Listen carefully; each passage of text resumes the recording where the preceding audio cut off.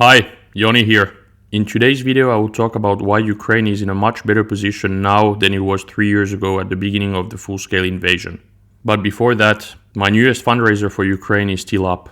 It has started really well and after only 5 days we're almost halfway there already. Huge thanks to everyone who has shared and donated. You guys are amazing. Let's continue and try to finish this fundraiser as soon as possible to get the trucks to the 3 Ukrainian units that badly need them. Once again, we have set up a website where you can find more information about the fundraiser and donate. The link to the website is in the description below. Please donate and share if you can. Thank you. Slava Ukraini. And now let's get to the video.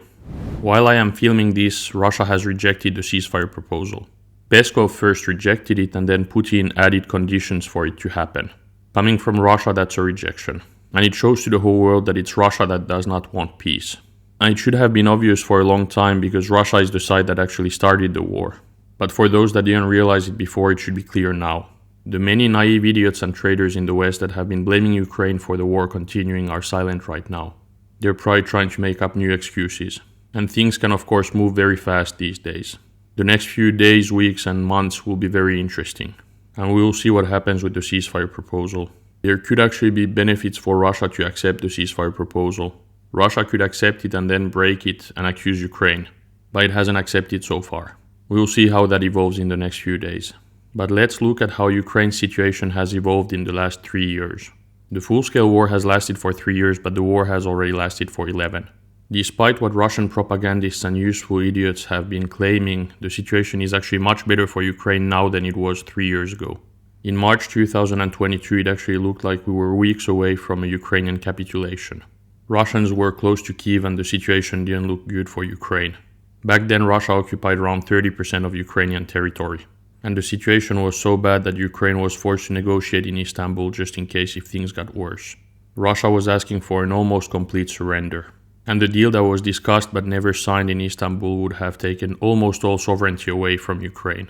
It would have made sure that Ukraine becomes a Russian satellite state, a bit like Belarus.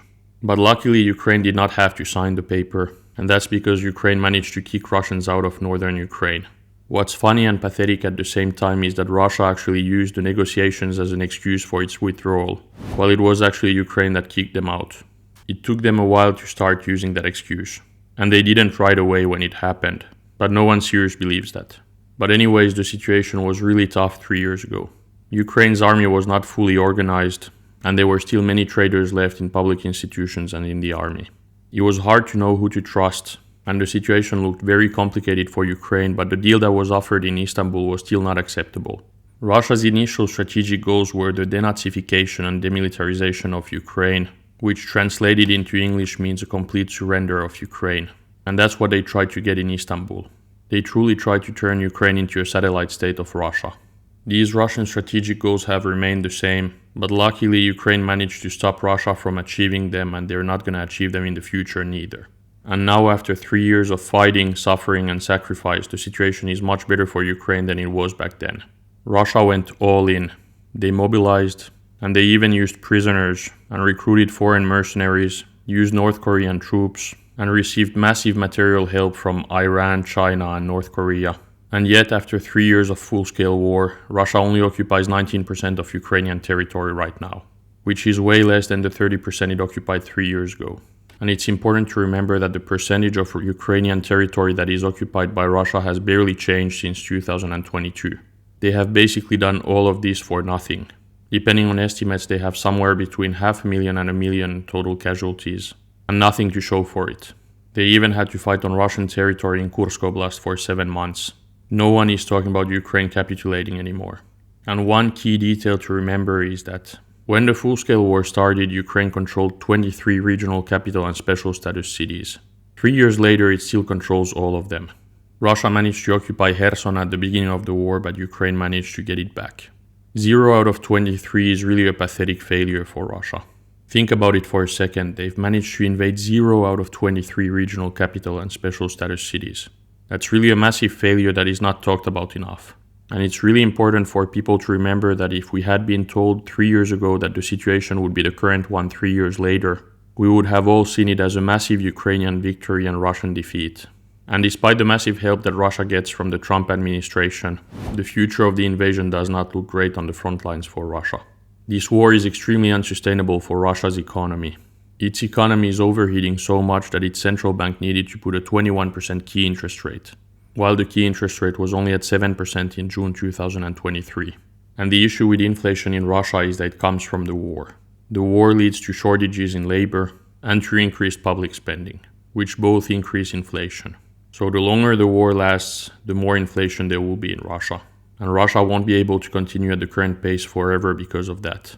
And finally, Ukraine has also managed to stabilize the situation at the front in the east, which took a long time to happen and will help Ukraine a lot in the negotiations if they happen.